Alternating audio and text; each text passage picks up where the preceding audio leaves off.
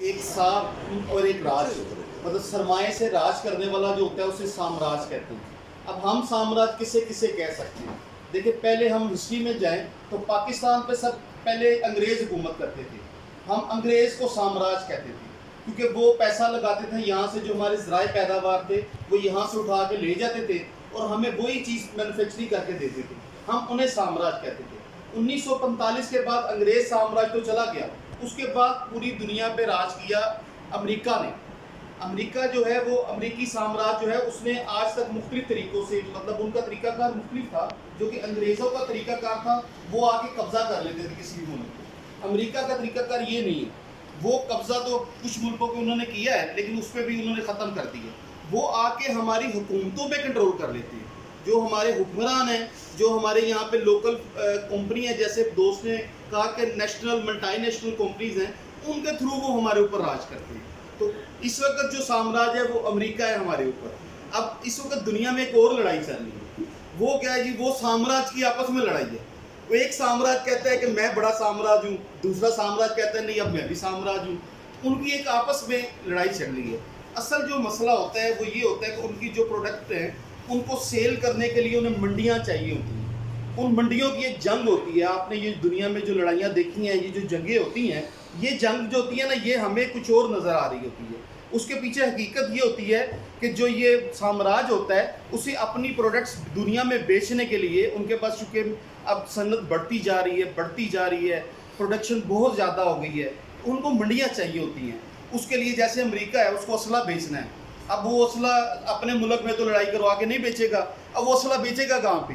وہ اسی طرح ہی بیچے گا نا کہ شام کی مصر سے لڑائی کروا دے گا، عراق کی ایران سے لڑائی کروا دے گا، کویت سے لڑائی کروا دے گا، وہاں پہ وہ اپنا اسلحہ بیچے گا۔ اس اسلحے کا جو منافع ہوگا وہ اس کی معیشت کو مضبوط کرے گا، لوگوں کی جانیں جاتی ہیں اور ان کی معیشت مضبوط ہو رہی ہوتی ہے۔ تو یہ ایک گیم ہے سامراج کی، جو ایک چال ہوتی ہے۔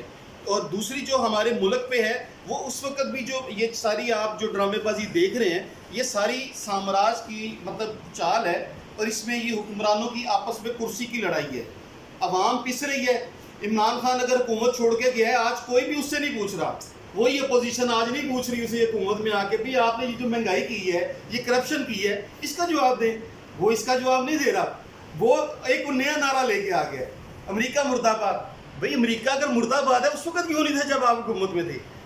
اس وقت تو آپ وہی IMF ہے، وہی ورلڈ بینک ہے، آپ اسے قرضے لے رہے ہیں، اس وقت آپ نہیں کہہ رہے۔ آج جب آپ کے پاس ایک نعرہ ہے، آپ الیکشن میں جا رہے ہو، الیکشن میں آپ نیا نعرہ لے کے آگے ہو، اور عوام کو بیوقوف بنانے کے لیے، اس میں بھی عوام کو بیوقوف بنایا جا رہا ہے۔ ہمیں اپنی عوام کو یہ بتانا ہے، انہیں سمجھانا ہے کہ یہ ہماری بھلائی کے لیے نہیں کر رہا، یہ دوبارہ آئے گا، دوبارہ اپنی باری لے گا، دوبارہ IMF کے پاس جائے گا۔ اس وقت یہ امریکہ مرد آباد نہیں ہوگا، اس وقت امریکہ زندہ باد ہو جائے گا جب یہ دوبارہ حکومت میں آئے گا۔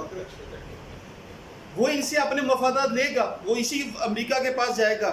یہ سسٹم اس وقت تک ٹھیک نہیں ہو سکتا۔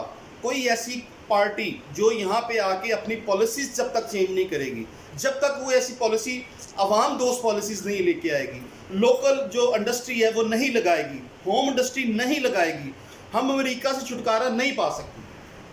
اس وقت تک یہ ساری باتیں جھوٹ ہیں۔